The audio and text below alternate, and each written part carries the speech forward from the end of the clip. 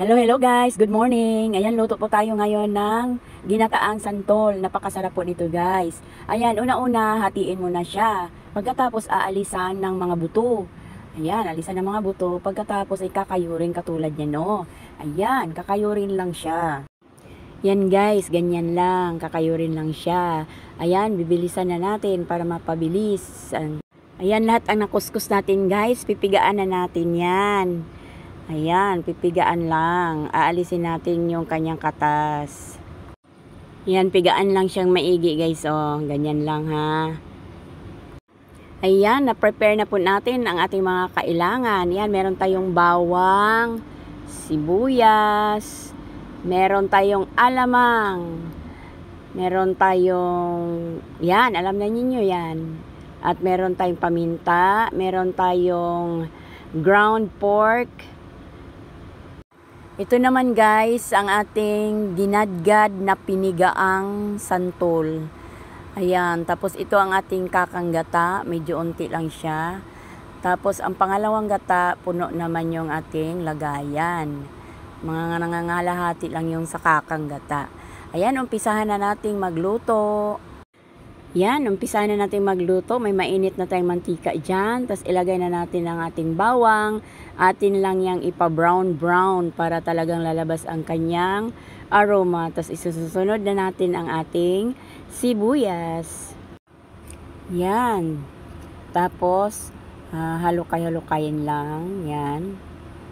Yan. Ipa-brown-brown lang natin para sumarap talaga siya. Isunod na natin ang ating ground pork.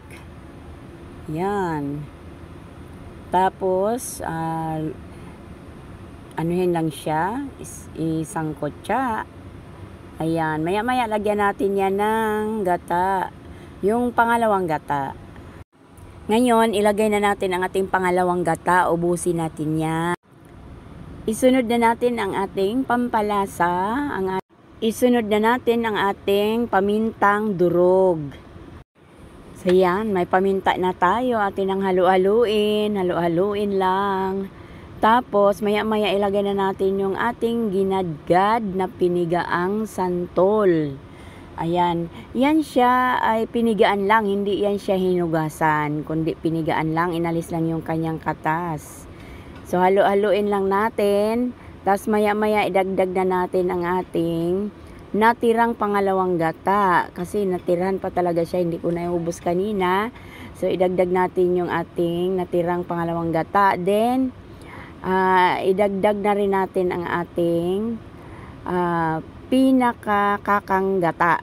Ayan, kaka na yan siya o iba na yan siya. Yan, kakang gata. Ayan. At saka halu-haluin na rin natin uli. Halu-haluin.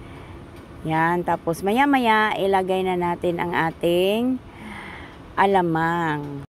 So yan. Ilagay na natin ang ating alamang.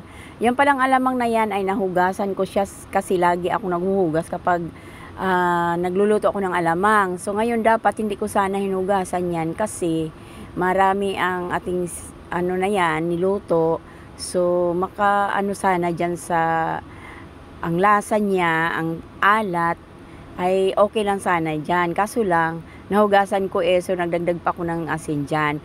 So, maya-maya pagkakulo niyan ay timplahan nyo na, tikman nyo kung sakto na sa lasa. Kung hindi pa, so dagdag kayo ng pampalasa, kung asin o ano, mga seasoning.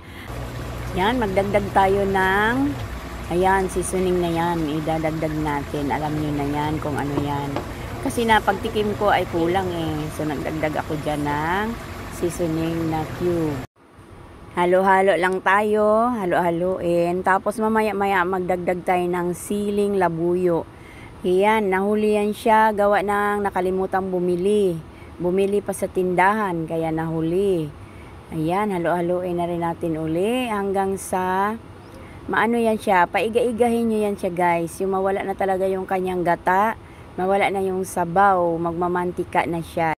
Ayan na, naiga-iga na siya, lumabas na ang kanyang mantika, nagmamantika na.